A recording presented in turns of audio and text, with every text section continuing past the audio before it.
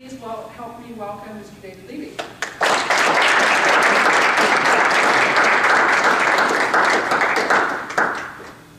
In 2012, while riding in the back seat of my parents' car, I was suddenly inspired to write a haiku.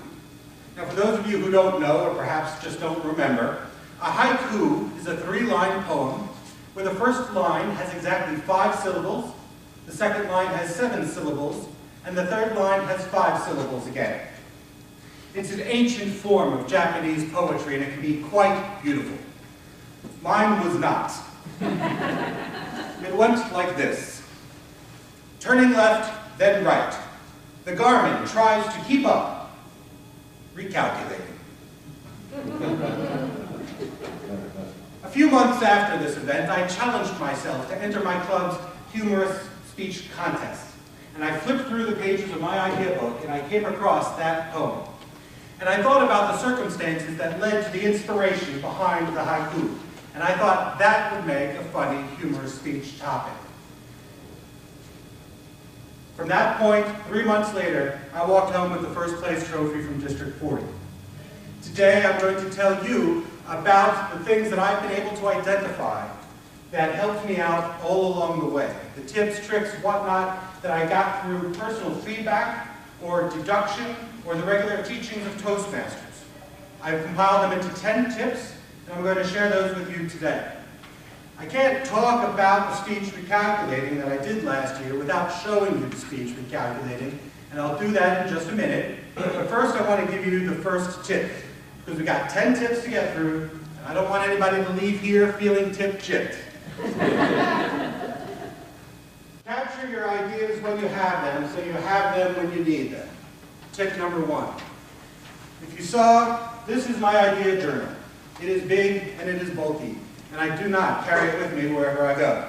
I wouldn't have it here today if I didn't want to hold it up and say, this is my idea journal, it is big and it is bulky. Some of you may have idea journals on a computer. Not always convenient.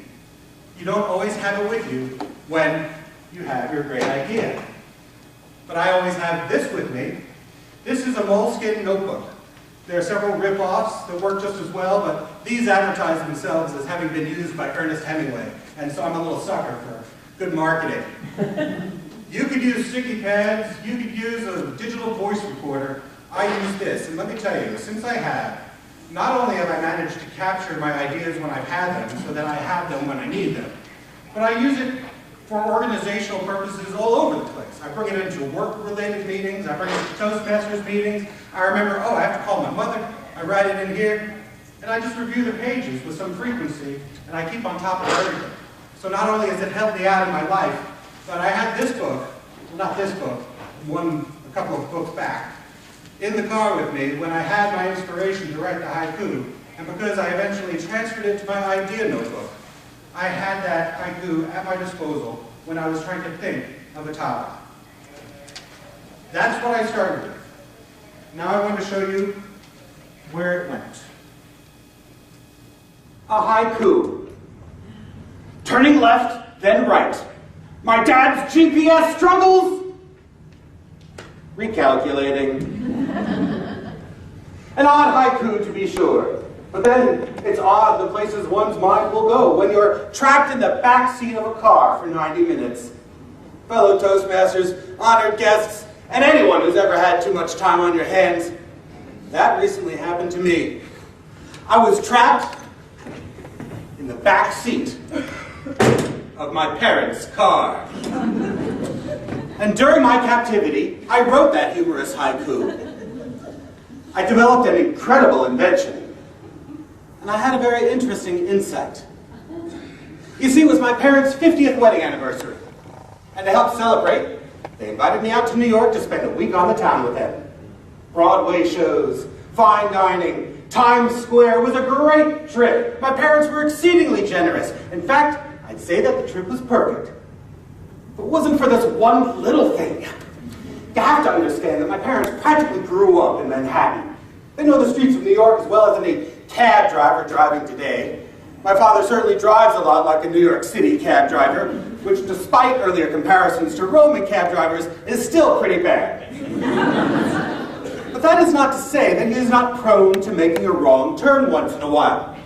Which is why, wherever they go, no matter how far the distance, my parents always start by plugging in their Garmin GPS system, which I applaud. But what then drives me nuts is they will argue with every piece of advice the Garmin gives them. And I don't use the word advice by accident. The Garmin might say, turn right. But it might as well say, I recommend you turn right, but if you have any other ideas at all, go for it. Because that's how my parents hear it. For example, in 500 feet, turn left onto Broadway. My mother, oh Al, Broadway's going to be so crowded this time of day. Go 2 more blocks up to 7th. Recalculating. Or the Garmin might say, enter the Brooklyn-Queens Expressway. My father this time, I hate driving on the BQE. I'm going on up to the Cross Island Expressway. Recalculating. And even when there's only one way to go, they'll still find a way to disagree with the Garmin. Cross the Manhattan Bridge. Oh, Al, that's ridiculous. Drive down that embankment and submarine your way across the Hudson. Recalculating. So I hope you can appreciate why, after 90 minutes of this, driving from the center of Long Island, where my parents live, to the center of Manhattan, that I would refer to myself as trapped in the back seat of that car? Turn right. No! Recalculating. Turn left. No! Recalculating. Turn around. You're going the wrong way. Never! Recalculating! And me all the while in the back seat. Oh! But when I finally got tired of rolling my eyes at my parents, I let my mind wander a little bit, and that's when I came up with my humorous haiku. And, proud of myself, I decided to share my haiku with my parents. But it turns out humor is really in the mind of the beholder. So I returned to my vinyl and velour prison, and that's when I came up with my incredible invention. Now hear me out.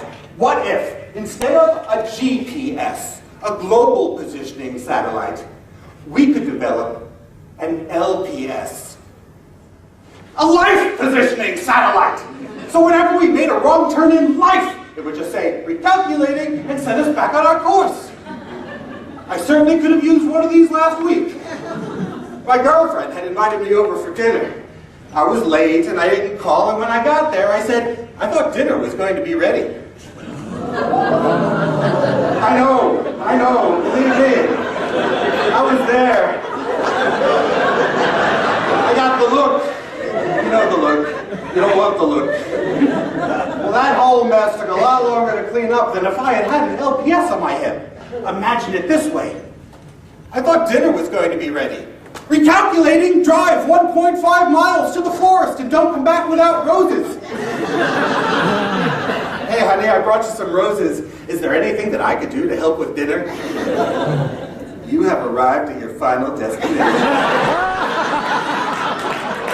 I mean, wouldn't you buy one? I couldn't wait to tell this idea to my parents. I was going to be a gazillionaire. But at that particular moment, there was a three-way standoff going on in the front seat. My mother was insisting my father take the next exit. My father had ideas of his own, and the Garmin, having given up altogether, was now speaking only in Mandarin. I figured it would keep, so I let my mind wander some more, and the more I thought about it, the more I realized that an LPS, however great an idea, technologically, impossible. But that's when I had my interesting insight. And it occurred to me that we, all of us, have an LPS. But the satellites which orbit around our life are not up in space. They're down here on Earth with us. They're our bosses, our coaches, our teachers, our mentors, our parents. Right there in the front seat were the very people who had taught me right from wrong. My father taught me how to drive safely, even if sometimes my driving is likened to that of a New York City cab driver. My mother taught me never to leave the house with dirty underwear and always make sure my hair looked nice. Well, at least I have on clean underwear. But the point is that the more I thought about it, the less I wanted to roll my eyes at my parents, and the more like them I realized I was. I witnessed countless examples of them ignoring the advice of their GPS, and truth be told, I've often ignored the advice of my LPS. But sometimes, when my life would get way off course, I would take whatever advice my LPS had for me, and I would follow it to a T. A lot like on this trip, when our car got way off course, my parents finally had to admit that the GPS might know a thing or two about directions, and followed its advice all the way to the hotel.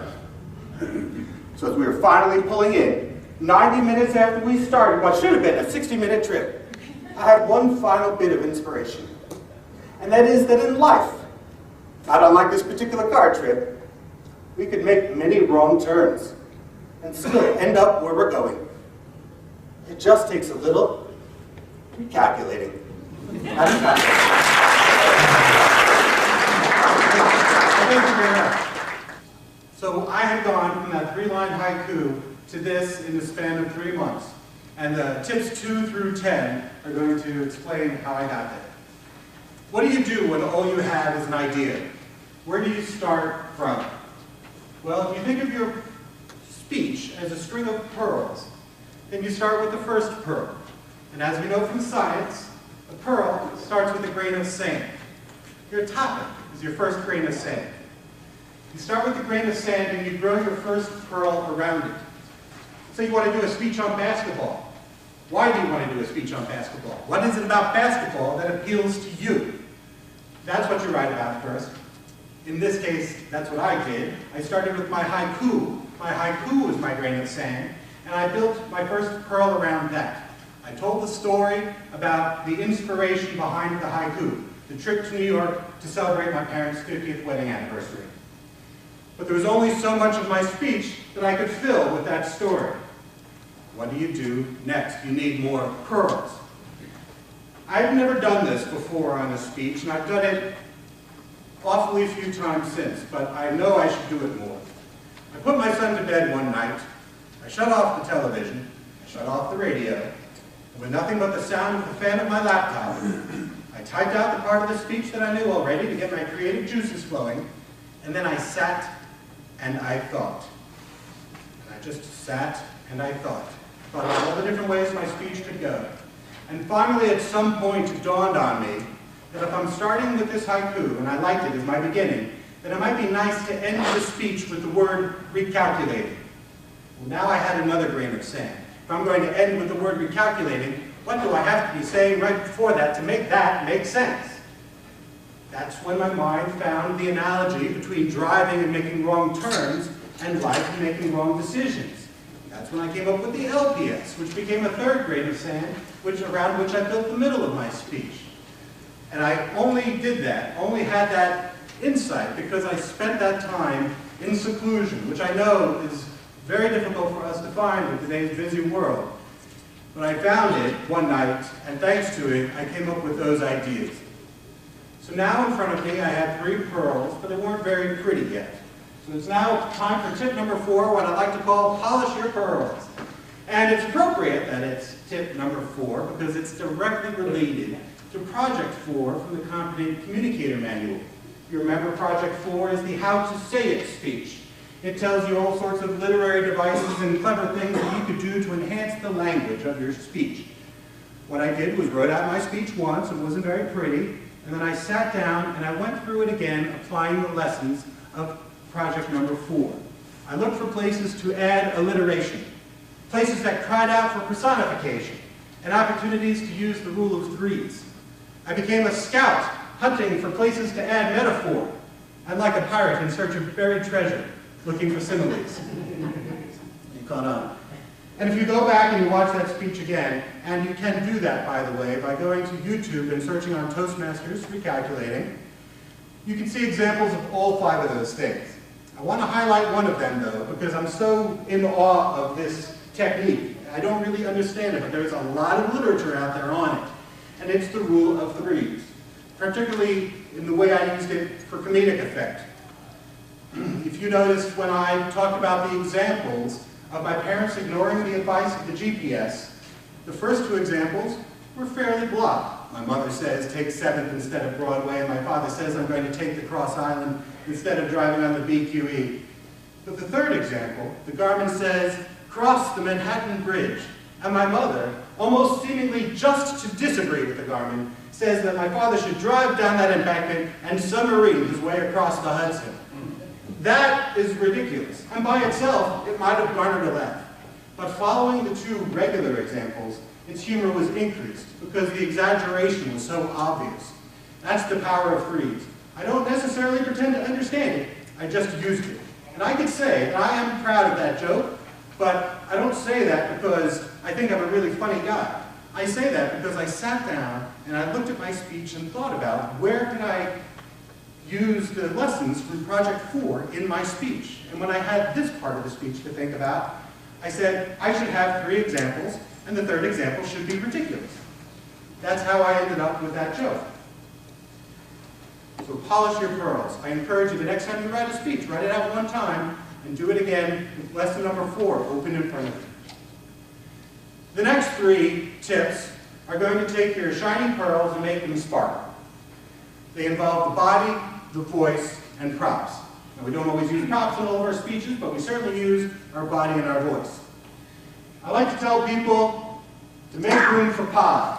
I like to tell them that because PI is an acronym I came up with for the 3 different types of body language we use in our speeches. There's pictures, there's indicators, and there's emotions. In recalculating, one of the pictures was obvious. There's the picture of the car. It was a bit of an abstract picture. You don't know much about the car, but when you see it, you know where everybody's sitting in it, and you know that when I'm in it because I dedicated that portion of the stage to it. You might say that there is not room for a picture in every speech that you do, but I guarantee you, you've given speeches where you've passed over the opportunity to add a picture. Don't just add a picture for the sake of adding a picture, but challenge yourself to look for a good place to do it. Because if you don't do it, then when the time comes that you really want to, you're not going to feel entirely comfortable. The club is the best place to practice these things. Add a picture to a speech and get used to it. I tell you, the first time I did that whole bit with the car, it felt awkward. It felt silly. But I got some positive feedback, and I continued to be able to do it, and it became much more comfortable. Pictures. Indicators, we use these all the time when we want to indicate we're hot. We fan our face with our hand, or I'm not feeling well. We hold our hand on our stomach, or you hold up a 3 when you say the word 3. We use these all the time. You can see a couple of examples in my speech. Look for opportunities in your speech to throw in a few of those, just to get comfortable with them. And emotions. You saw my father, grumpy, I'm going to drive on the BQE, or when I was all frustrated in the back seat, I'm all slouched over. These do not necessarily feel easy to do in a speech the first time you try them. That's why you have to try them when you have the chance in your club, so you have these tools at your disposal when you're ready to go. PIE, pictures, indicators, emotions. Look for opportunities to try these out in the safety of the club. Now, if you like pie, you love cake. Cake is the acronym I came up with for voice control. The C and the A stands for clarity and audibility. You want to be heard. I have an acting mentor of mine who once said, David, you could be the best actor in the world, but if the audience can't hear you, you suck. I had to rephrase that for Toastmasters and a little more politely. You can have the best speech in the world, but if the audience can't hear it, what value does it have? Clarity and audibility. Before I go on stage, I do some vocal warm-ups to make sure that I am clear. I do some tongue twisters and some exercises to get my vocal cords going so that I can be heard. I use a technique that I learned in high school in regards to my breathing and my voice. A lesson that we learned in high school in drama was we would breathe in for 2 seconds and then vocalize while we exhale for 4 seconds. And we would repeat that exercise. Eventually we would breathe in for 2 and exhale for 6 seconds, and then 8 seconds. And the idea is that if we could get our breath in as short a period of time as possible, and then use it to support our voice for as long as possible, we would be able to find an interval somewhere in there in which to get our next breath. And we wouldn't be taking a breath in unnatural places, like that sounded like. If you could breathe in for 2 and let it carry for 8, somewhere in that 8 seconds, you're almost guaranteed to find the next place to take that natural breath. It's an exercise that you could do. Clarity and audibility, you have to be understood. Anybody want to guess what the K stands for in K? Any guesses? No, but you're on to me. It is a trick question. Conversational. All right, I know. I couldn't come up with a K, but I had the K sound anyway. A lot of people who told me that they liked recalculating said one of the things that they really liked was how conversational it sounded. It's a comment that I get in other situations as well. I don't know necessarily how to tell you to achieve the conversational sound. I do know that if you come up and you lecture to me, or if you sound overly rehearsed or memorized, I'm going to have this uneasy feeling like you're about to tell me you've got a DVD in the back for sale. By the way, I have a DVD in the back for sale. I don't have a DVD. Conversational. The one tip I can offer in that regard, you should be doing this anyway, but at least take an audio recording of every speech that you do and listen to it at least once before getting rid of it. Then you can hear, did I sound authentic? Did I sound like a salesman? Did I sound like I couldn't remember my lines? Just listen to it one time and evaluate yourself. It's a very important technique. If you're seeking conversationality, which I do, I strive for it, and you've got to put a little conscious effort into it. And the E again is for emotion. It's intended to be symmetrical with the E in pi, which was for emotion, because emotion in your voice can almost not be separated from emotion in your body. If you remember when the haiku at the beginning, I say, turning left, then right. My dad's GPS struggles. My body goes up, my voice goes up, my hands are clenched, all in anticipation. Recalculating, my voice goes down, my buttons go down, my shoulders go down. The two go together. Can you imagine if somebody came out and said, you know, I'm so angry today I could just punch something? My body didn't agree with my voice, so you don't know what to believe. Or if I came out and said, you know, I'm really angry today, I just want to punch something. Well, now I look relaxed, but my voice is suggesting something else. The answer is, you know, I'm really angry today, I just want to punch something. Now you believe me. Now maybe you're afraid of me, but the body and the voice need to go together in unison. If you have emotion in your voice, check and make sure your body agrees with it. If you have emotion in your body, check and make sure your voice agrees with it. Cake and pop. Now, as I said, not every speech demands a prop, that is for sure. I have my book and my moleskin to show you today, but I didn't have much else.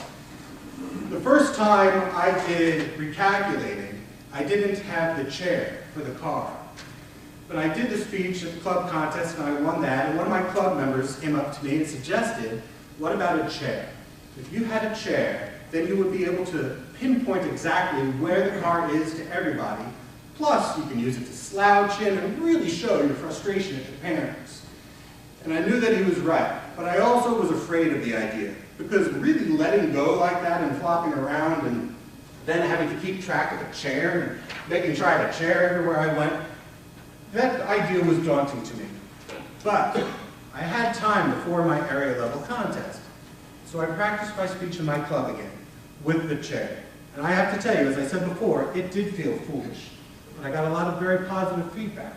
And so when I used that technique again at the area level contest, I didn't feel foolish. I was able to repeat it, and now it was part of the speech. If you don't challenge yourself to use props when you have the chance, you're not going to be ready to use the props when you want them. There I practiced it in my club. You can practice one on your next speech. Just look at it and say, where can I add a prop to this? Just for the sake of getting used to doing it. The same goes true with the pictures, the emotions, all of those things. You've got to add them somewhat intentionally just to get those tools into your tool bag. Dana was saying earlier today that if we add talents, we increase our opportunities.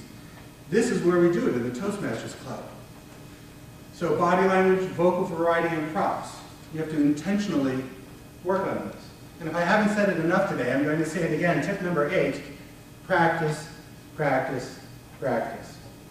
I practiced my speech in my car. I practiced it in the shower. I practiced it for my club. If you want to add these tools to your tool chest, you've got to practice them in your speeches. Just like you want to write your ideas down when you have them, so you have them when you need them. You want to practice these techniques while you have a chance, so you have these tools when you need them.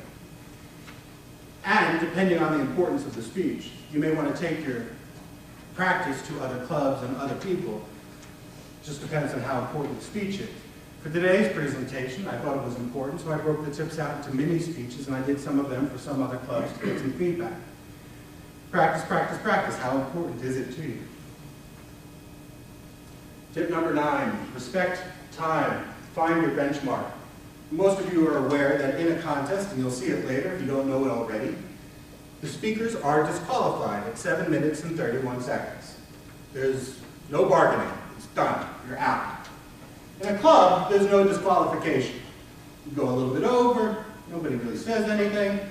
Is time really that important on a day-to-day basis? Yeah, you bet it is. If you have a 5 to 7 minute speech on the agenda that day at your club, and you go 9 to 10 minutes, that's 1 or 2 people who are not going to get to do a table topic that day. Time is very important. Look at the Oscars. 2 people go up to receive an award for a screenplay, and one of them blows all the time with his thank you speech, and the other person doesn't get a chance to say anything. You have to respect the other person's time. Now here's the tip that I learned to help me keep track of time. On the day of the division contest, I'm driving across town, and I'm practicing my speech in my car. And it dawns on me that in the 2 weeks since the area contest, I've practiced my speech a lot, but I hadn't timed it in forever. So I had a stopwatch on my cell phone, and I set it going, and I started doing my speech. And towards the end, I looked down, and it's at 8 minutes and 30 seconds. I wasn't even done, and I would have been disqualified by a minute already. So I tried it again, so maybe something was wrong. Maybe I just stopped talking in the middle of the speech. I tried it again, and at 8 minutes and 30 seconds, I was still going. Oh my goodness, I'm starting to panic. Fortunately, I got to the place of the contest early, and I stayed in my car in the parking garage doing this over and over again, practicing speaking faster just to get my pace up to the point where I could do it within 7 minutes and 30 seconds. And once I had the pace down, I worked on adding back the conversationality sound of it so that I had the pace, and it sounded like I was having a conversation, and I felt pretty good where I was. But then I did one more thing. I did my speech one more time, and this time I looked to see exactly where I was at 5 minutes. What would I be saying when that green light went on? And it turns out it was the word Mandarin. Remember, the Garmin having given up altogether was now speaking only in Mandarin. Great. During the division contest, I said the word Mandarin, and that green light came on. I had the comfort that I needed to finish the contest at a good pace. And while it made me comfortable at the division level, it saved my butt at the district level. I knew driving down to the conference on Friday night that my speech was already over 7 minutes. I knew that doing the speech for a larger room was going to mean larger laughs. I knew I would lose time waiting for those laughs to subside. I knew I had to cut some of my speech. Fortunately, I had about 12 seconds at the beginning of my speech that had a joke in it that was never really landing. Get rid of it. I created a little buffer for myself. Then while I was on stage at the contest, when that green light came on, I was still about 15 or 20 seconds from saying the word Mandarin. But I knew my benchmark, and I knew I had to pick up the pace. I stopped dropping pauses at the end of sentences where there was no laughter, and I picked it up just a little bit so that I knew I was going to make it on time. And when I finally got to the end, going a little bit faster than I had been, and I got to the final word, recalculating, I immediately gestured for the contest chair so the timer would know to stop the clock. I came within 8 seconds of disqualification. If I hadn't cut the 12 seconds Friday night, and I hadn't been aware of my benchmark, I would have gone over for certain. I would have been lost. I would have just skipped to the end and it wouldn't have made any sense at all. I wasn't prepared for that. So knowing my benchmark really saved me. Now, you're not always going to know your speech word for word. You're not going to have a single word like Mandarin to use as your benchmark. But you do have the moments of your speech memorized. And you can easily know which moment you're on at about the 5-minute mark, or whatever your time frame is. Find your benchmark and use it. Of course, the way to find it is by practice. There's that word again. And the last thing that happened before the contest at the district level, I was looking at the stage. It was bigger than any stage I'd been on so far. And I was pretty nervous. I didn't know where to put my chair. Should I put it here? Is that too far to the edge? Should I put it in the middle? Is it too close to center? Fortunately, I saw Mike Davis across the room. He's a pretty prominent character in District 40. You might have seen him talk this morning interviewing Chris Noctron in the opening breakout session. I knew he would have some good advice for me. And I brought him over. And I said, hey, Mike, I have this conundrum. I don't know what to do with the chair. Mike said, well, Dave, why don't we put it over there? And I said, Mike, here's 5 good reasons why that might not work out for me. He said, okay, why don't you put it over there? And I said, Mike, here's another 5 reasons why that just might not work. That's when he realized what it is I really need. And he gave me this piece of advice. He said, David, don't worry. You're ready. I wasn't really asking Mike where to put the chair. I was asking for a little vote of confidence before the contest to calm me down. And he was right. I was ready. I may not win that day, but it wasn't going to be because I didn't do the best I could do that speech. I was ready. I had practiced, I had gone over all the things, I got the feedback, and I was ready to go. So literally, from page to stage, those are the 10 tips that I used to develop the speech that enabled me to take home the contest and that hopefully you can use on your very next speech coming up. We have time for some question and answer. Yes, thank you. How do you pick your title? How do I pick my title? In this case, because I had the word recalculating seemed to be coming up a lot, on that night that I sat down to do my thinking, I thought about the speech and I came up with the idea of ending the speech with recalculating. That's when it became the title. In the international conferences here, by the way, and I mentioned this in the question and answer this morning, I don't know if you were there, but there were 9 contestants competing for the title of world champion, and the 9th gentleman who came out, his title was the only one that garnered a laugh from the audience. It was interesting, and as Mike Davis said this morning, it probably wasn't the first choice of title that he had. It evolved over time. But a good title makes the audience think something, perhaps, right away. Gets them engaged even before the timer starts the clock. Yeah? Yeah, the question I had was, and when you said in that part of your speech, I thought you were going to have dinner ready. Mm-hmm. And then there was another statement that came after that, and I think it was, oh yeah, I got that look. Was that on the spur of the moment, or did you have that written down? A little bit of both. Like you made that, you came up with that at the moment. A little bit of both. I've recreated this speech in smaller clubs since, and even in the club and area contests prior, there was not as much of reaction to my saying I thought dinner was going to be ready as there was at the division level. When I went up in district, I was sort of counting on it. I kind of knew I was going to get the groan from the audience. And so I was a little prepared to say, I know. I got the look was already in there, but it was maybe a little bit modified because I just wanted to get through it because I didn't want to waste all this time. I wanted it to sound a little bit like a throwaway line so that I didn't waste more speech time after the laugh was over to deliver it. So I modified it a little bit on the spot, but I kind of knew that that was the way the audience was going to react. Other question? Yes, Jeff. I know you have a background in theater. You have very good diction. How do you suggest people that don't have that background practice and learn to speak well? If you go on YouTube there and just search on vocal exercises, there's a million things out there. I use some tongue twisters. And one of the other things that I do is I try to imagine that when we speak to each other, we don't always understand every syllable everybody says to our face, but we're familiar with the words and we're familiar with the word pairs. So we're not necessarily concerned. A phrase like in the middle of the night, I can slur the middle of, but you know what I'm saying because we hear that phrase all the time. When I started the speech, if you notice at the very beginning, I say a haiku, and I am extremely careful about how I pronounce that word. I know most people know it, hopefully because I don't define it in the speech, but I don't want to lose anybody who knows the word but doesn't understand me because it's just not a word we hear every day. So when you've got things like that, I recommend stressing them. For certain elements that you really want to make sure the audience catches, hit them harder and be extra careful. I am guilty of slurring my words a lot in daily life and sometimes when I'm doing a speech. So it's something you do have to remain conscious of. Thanks. Ryan. You mentioned a common occurrence as one progresses through a speech contest is they're encountering different venues, different stage sizes, different room configurations. Again, leveraging your drama and stage experience, what advice can you give to us as far as how to better use the stage area better? As far as the different configurations go, and the possibility of it being a handicap when you arrive at a new space, just remember that it's a handicap for everybody. So don't let it throw you. If you have an opportunity, definitely go up there once and see just what it feels like to walk back and forth across the stage. You might even find there's a place over here where this is bouncy and there's a big squeak over here. You learn something.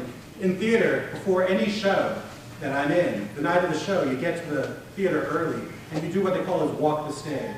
You get familiar with it. You make sure that nothing has changed from yesterday to make today's performance go wrong. You open every door you might open during the play, you scoot the chair back and put it back. Maybe the stage manager doesn't want you to mess things up, but you walk the stage to make sure that you've done it once, because you're going to walk out on it a little later, and you don't have the opportunity to deal with other things that come up, just like in a contest. If you find that bounce later and it distracts you, you know, you've lost a couple of seconds, you might even lose your place in your speech.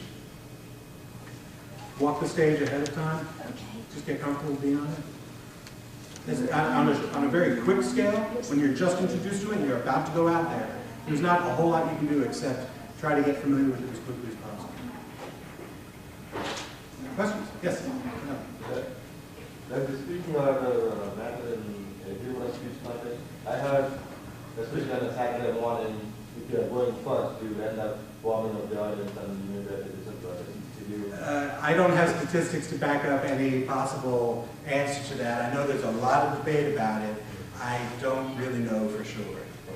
I went 8th in this case, that is true, out of 9 I think, and I won. And the guy who won the humorous speech contest, the international speech contest this year, was the 9th speaker in a field of 9.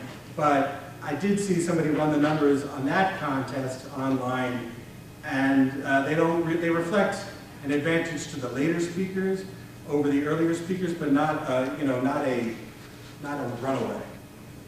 If memory serves. Yeah, another question regarding, in writing, you start with a single idea of your haiku. Mm-hmm.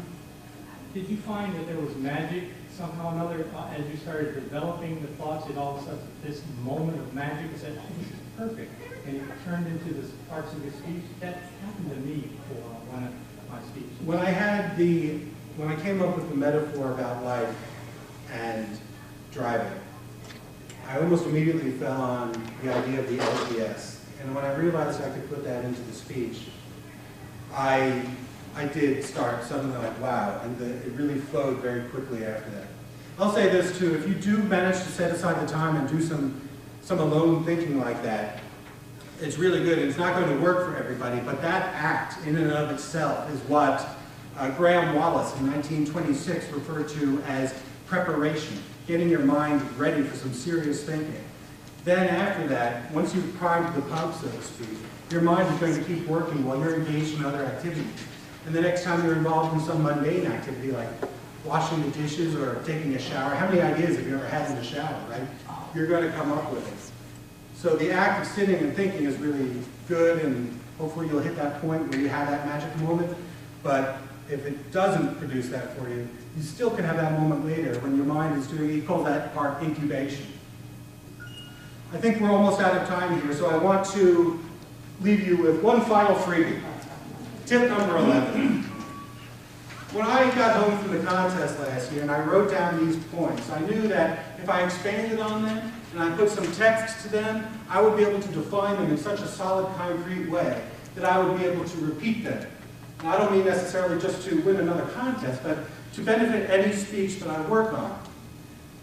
And what I found out was that I was able, when I was preparing for today's presentation, not only was I able to, make them more concrete, but I felt like I learned every one of these tips all over again on a much deeper level by consciously thinking about how I would say them to somebody else. And so if you find yourself feeling really great about a speech that you've just done, or even if you feel yourself not feeling so great, take some time to actively think about how you would put words to describe what it is that went right or what it is that went wrong. And you'll be able to come up with your own tips to tell you what to repeat or what to avoid. Eventually, you'll have 10. And when you do, I hope you'll tell them to me. Enjoy the rest of your conference.